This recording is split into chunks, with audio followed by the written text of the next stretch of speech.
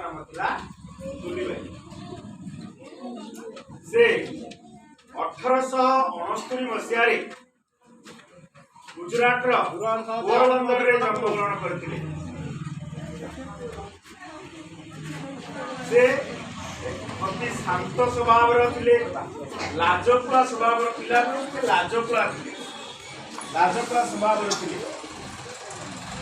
एकदा से दुईटी नाटक देखी से दुईटी नाटक ना कौन जान कि कही पार जान महात्मा गांधी दुईटी नाटक देखी से नाटक से अनुप्राणित होते। दुईटी नाटक ना गोटे नाटक हूँ श्रवण कुमार, द्वितीय नाटक ना हूँ कौन दानवीर हरिश्चंद्र।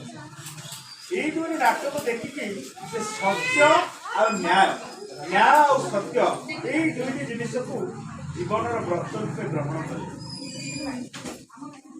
गांधीजी बड़ होपर 13 वर्ष बयस मात्र 13 वर्ष बयस गांधीजी बह हो गला जोटा कि